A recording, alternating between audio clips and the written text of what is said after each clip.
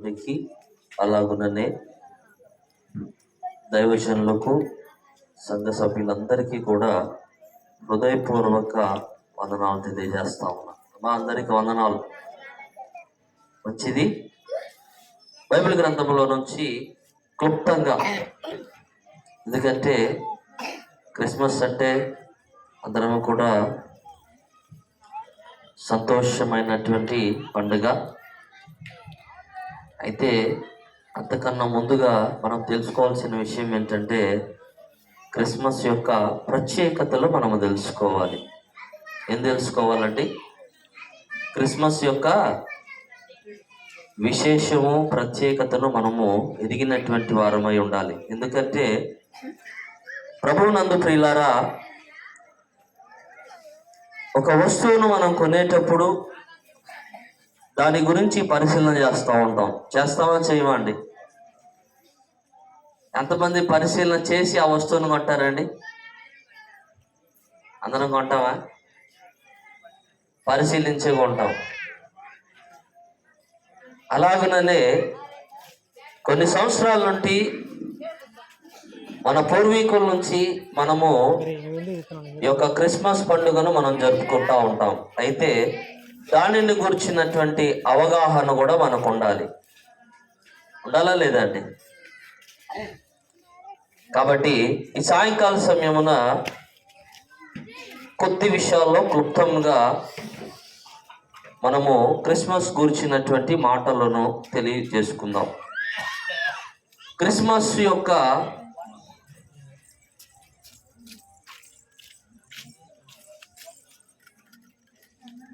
ఉద్దేశాన్ని మనం గమనించేటప్పుడు చూద్దాం. చూడండి, లూకాసు వార్త 2వ అధ్యాయము, లూకాసు వార్త 2వ అధ్యాయము 8వ వచనాన్ని మనందరం కూడా ధ్యానం చేసుకుందాము.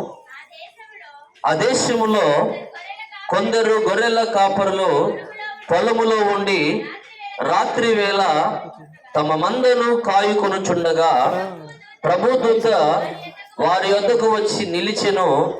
ప్రభు మహిమ వారి చుట్టూ ప్రకాశించినందున వారు మిక్కిలి భయపడిరి. అయితే ఆ దూత, భయపడకుడి, ఇదిగో ప్రజలందరికీ కలగబోవు మహా సంతోషకరమైన సువర్తమానమును నేను మీకు తెలియజేయుచున్నాను. చాలండి, ప్రార్థన చేసుకుందాం. సకలాశీర్వాదములకు కారణభూతుడైనటువంటి మా గొప్ప తండ్రి, నీకు స్తోత్రములు ప్రభా. గడిచిన సంవత్సరాలు భయంకరమైన దినాలయ్యా, మరణకరమైన దినాలు, అనారోగ్య పరిస్థితులు, వాటన్నిటిలో నుంచి కూడా నిబిడలమైన మమ్మల్ని అందరినీ కూడా కోడి తన రెక్కల నీడలో బిడలను కాల్చినట్లుగా అంతకంటే ఎక్కువగా నీ రెక్కల నీడలో భద్రపరిచి ఈ దినాన నేను స్తుతించుటకు, నీ నామాన్ని కనపరచుటకు, నిన్ను ఆరాధించుటకు, నీ యొక్క జన్మదినాన్ని మేమందరము కూడా సంతోషముగా ఈ యొక్క సెమీ క్రిస్మస్ వేడుకను జరుపుకొనడానికి నీ కృపను మాకు అనుగ్రహించావు. నీకు వందనాలు చెల్లిస్తూ పాడిన పాటల్లో తోడుగా ఉన్నారు. కొద్ది నిమిషాలు నీ యొక్క వాక్యమును మేమందరము కూడా ధ్యానం చేస్తూ ఉంటుండగా వాక్యమై ఉన్న యేసయ్య నాతో మాట్లాడండి, నీ బిడ్డలతో మాట్లాడండి అయ్యా. వాక్యానుసారమైన జీవితము, నీ చిత్తము నెరిగి నీ రాజ్య వారసులుగా జీవించే కృపను మాకందరికీ దయచేయమని యేసు నామములో ప్రార్థిస్తా ఉన్నాను మా తండ్రి, ఆమేన్. మంచిది. ప్రభునందు ప్రియులారా, చదవబడినటువంటి మాటను మనము పరిశీలన చేసినట్లయితే దేవుని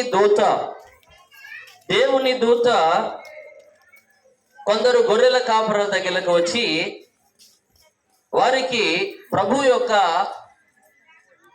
జనన విధానం గురించి తెలియపరుస్తూ ఉన్నట్టుగా మనము ఈ యొక్క అధ్యాయంలో యొక్క వచనములో మనం చదివాం.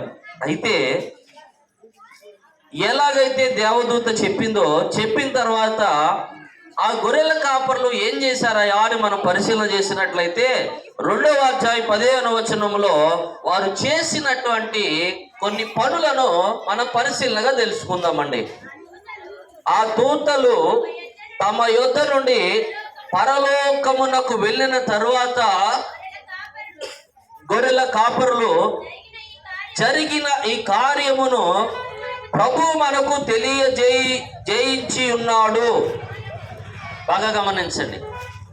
ఆ గొర్రెల కాపరులు ఏమనుకున్నారంట అంటే దేవుని దూత కాదు చెప్పింది, దేవుని దూత ద్వారా ఎవరు మనకి ఈ విషయాన్ని తెలియపరుస్తా ఉన్నారంటే, ఎవరు తెలియపరుస్తా ఉన్నారు? దేవుడు తన దూతల ద్వారా ఆ విషయాన్ని మనకు తెలియపరుస్తా ఉన్నాడని గమనించారు. మొదటి విషయం. రెండో విషయాన్ని చదువుదామండి, అదే కంటిన్యూగా. జరిగిన ఈ కార్యములను ప్రభు మనకు తెలియజేయించి ఉన్నాడు.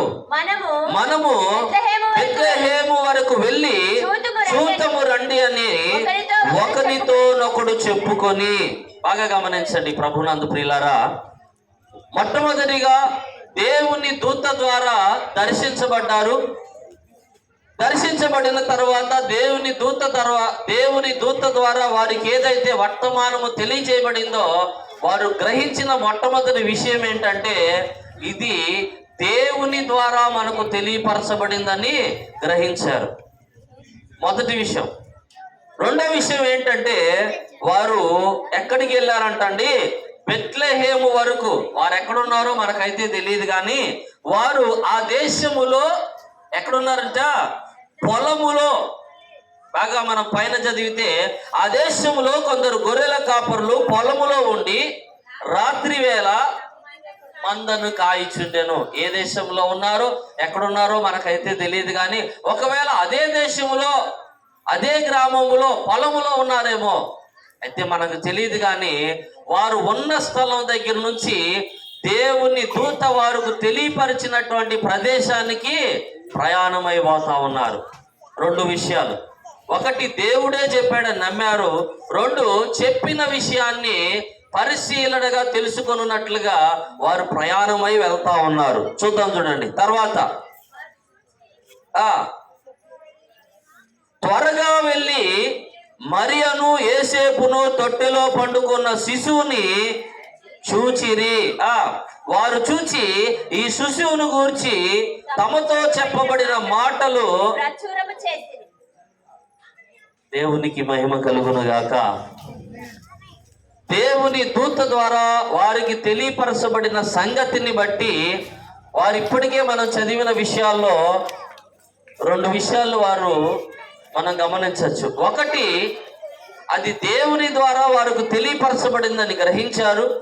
రెండోదిగా, అది దేవుని దూత ఎక్కడైతే చెప్పిందో ఆ దేశానికి, ఆ ప్రాంతానికి ప్రయాణమై, మామూలుగా వెళ్ళలేదంట, త్వరగా వెళ్ళి. దేవునికి మహిమ కలుగును గాక. ఎలా వెళ్ళారంట?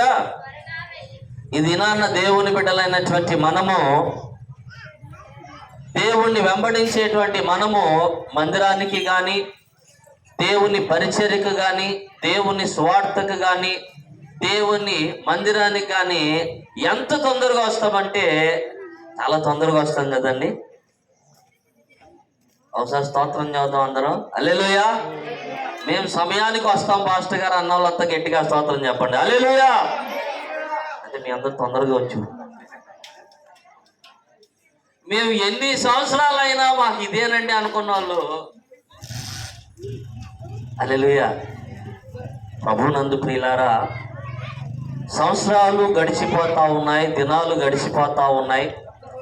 మనము కూడా వయసులో పెద్దవారం అవుతా ఉన్నప్పటికీ, బైబిల్ గ్రంథములో అనేకమైన విషయాలు తెలుసుకుంటా ఉన్నప్పటికీ కూడా మన జీవితములో దేవుని యొక్క కార్యాలను ప్రత్యక్షంగా మనం చూడాలి అంటే త్వరపడాలి. ఏం చేయాలండి? త్వరపడాలి.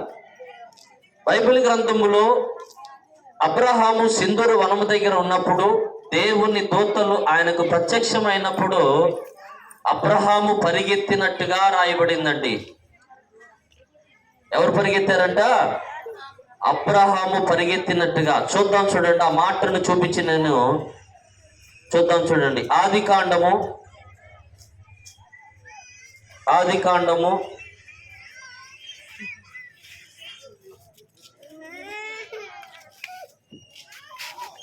18వ అధ్యాయము 1వ వచనం నుంచి మనం చదువుకుందామండి. మరియు మమ్రే దగ్గరున్న సింధూర వనములో అబ్రహాము ఎండవేళ గుడారపు ద్వారమందు కూర్చుని ఉన్నప్పుడు యెహోవా అతనికి కనబడెను. అతడు కనులెత్తి చూచినప్పుడు ముగ్గురు మనుషులు అతని ఎదుట నిలవబడి ఉండిరి. అతడు వారిని చూచి గుడారపు వాకిటి నుండి వారిని ఎదుర్కొనుటకు పరిగెత్తి ఏం చేశారంట? పరిగెత్తి నేల మట్టుకు వంగి, ప్రభువా, నీ కటాక్షము నా మీద ఉన్నడెలా ఇప్పుడు నీ దాసుని దాటిపోవద్దు. ఇంకా ఏం చేశాడో తెలుసా అండి? ఆయన పరిగెత్తడమే కాకుండా 6వ వచనం చదవండి. అబ్రహాము గుడారములోనున్న సారా యొద్దకు త్వరగా వెళ్ళి, నీవు త్వరపడి 3 మానికల మెత్తని పిండి తెచ్చి పిసికి రొట్టెలు చేయమని చెప్పెను. మరియు అబ్రహాము పశువుల మందకు పరుగెత్తి ఒక మంచి లేత దూడను తెచ్చి ఒక పనివానికి అప్పగించెను. వాడు దాన్ని త్వరగా సిద్ధపరచెను. దేవునికి మహిమ కలుగును గాక. ప్రభునందు ప్రియులారా, చదవబడిన ఈ వాక్య సారాంశాన్ని మనం చూస్తే, దేవుని దూతలు ప్రత్యక్షమైనప్పుడు అబ్రహాం పరిగెత్తాడు.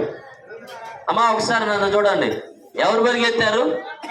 అబ్రహాం పరిగెత్తాడు. అబ్రహాం పరిగెత్తడమే కాకుండా ఎవరిని పరిగెత్తించాడు? తన భార్య అయిన సారమ్మను కూడా పరిగెత్తించాడు. సారమ్మను పరిగెత్తి ఆపేశాడా? పశువుల మంద దగ్గరికి వెళ్ళి ఇంకెవరిని పరిగెత్తిస్తున్నాడట? పని చేసేవాడిని కూడా పరిగెత్తిస్తా ఉన్నాడంట. దేవునికి మహిమ కలుగును గాక.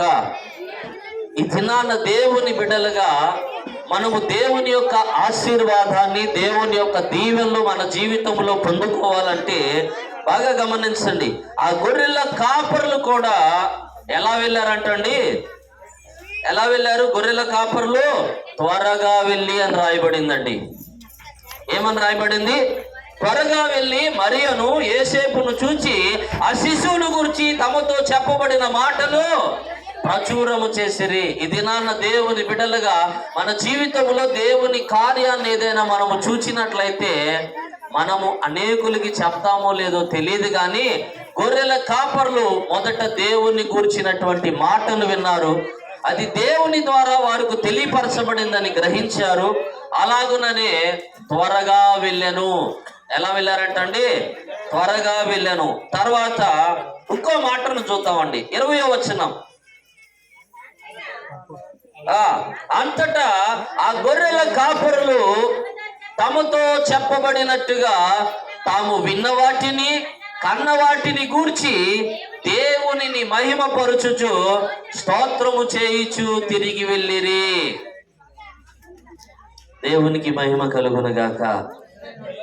దేవుడు వారికి చెప్పబడిన సంగతులను బట్టి వారు 3 విషయాలు చేశారండి. ఒకటి, ఏం చేశారయ్యా అంటే, అది దేవుని ద్వారా మాత్రమే వారికి తెలియపరచబడిందని వారు గ్రహించారు. ఎందుకంటే బాగా గమనించండి, ఈ మధ్యకాలంలో మా మందిరంలో వాక్యం చదువుతా ఉంటే ఓ తల్లి మందిరం అంతా అయిపోయిన తర్వాత నా దగ్గరికి వచ్చి, పాస్టర్ గారండి, మరి మందిరంలో ఎప్పుడు చూసినా కూడా పాపం గురించి ఖండిస్తూ ఉంటారేంటండి అని అడిగిందండి. అమ్మా చూడాలి, ఏం చెప్తా ఉన్నారు? ఎప్పుడు చూసినా పాపం గురించి చెప్తా ఉంటారేంటి పాస్టర్ గారు? అలా కాకుండా ఇంకేదైనా దాని గురించి చెప్పచ్చు కదా అన్న. ఏమా నీకేమన్నా ఇబ్బందిగా ఉందా అన్న. ఏ లేదు పాస్టర్ గారు, ఎప్పుడు చూసినా కొంచెం ఇబ్బందిగా ఉంటుంది వినాలంటే, పాపం అంటే. నేను అన్నాను, పరిశుద్ధిని చూడాలంటే ఆయనకు మనకు ఉన్న అడ్డుగోడ ఏదైనా ఉందంటే అదొక్కటేనమ్మా అన్న. దేవునికి మహిమ కలుగును గాక. ఆయన పరలోకాన్ని విడిచిపెట్టి లోకానికి దేనికి వచ్చాడండి? మత్తయి సువార్త 1వ అధ్యాయంలో ఏం రాయబడుతుందండి? కన్యక గర్భాన ఒక కుమారుడు పుడతాడు. ఆయన తన ప్రజల వారి పాపముల నుంచి ఆయనే రక్షించును. నిజంగా మన దగ్గర పాపము లేకపోతే, మన దగ్గర దోషము లేకపోతే, మన దగ్గర అతిక్రమ క్రియలు లేకపోతే పరిశుద్ధుడు పరమాత్ముడు ఈ లోకానికి దిగి రావాల్సిన అవసరత ఏమాత్రము లేదండి. ఏమాత్రమైనా అవుతా అండి? ఏమాత్రము కూడా లేదు. మనము పాపులము, జన్మతో కర్మతో పాపులము కాబట్టి మన కొరకు, ఎందుకంటే మనకు తెలియనటువంటి కాలంలో మన దోష పరిహారం నిమిత్తం, పాప పరిహారం నిమిత్తము ఎడ్లను, మేకలను, పశువులను బలిగా ఇచ్చేవాళ్ళము. కానీ దేని ద్వారా కూడా మానవునికి విడుదల, రక్షణ కలగలేదు. అయితే పరమాత్ముడే పరమును విడిచిపెట్టి లోకానికి వచ్చి పరిశుద్ధునిగా జన్మించి పరిశుద్ధునిగా మన కొరకు తన విలువైన రక్తమును, తన విలువైన దేహమును మన కొరకు దారిపోసి ఉన్నాడు. కాబట్టి ఆయన ద్వారా మాత్రమే మనము విమోచన పొందగలుగుతా ఉన్నాం. ఒక చోట వాక్యం చెబుతా ఉంటే ఓ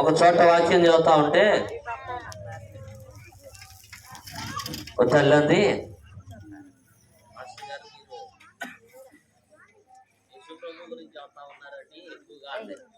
అన్నాను, తెల్లమ్మా మనం ఎంత పెద్ద ప్రార్థన చేసినా ఆఖరిలో ఏ నామములో అని ప్రార్థన చేస్తాం? మీరు ఎంత పెద్ద ప్రార్థన చేయండి, లాస్ట్ లో మన ప్రార్థన దేవుని సన్నిధానానికి వెళ్ళాలంటే ఏమంటాం చెప్పండి? యేసు నామములో,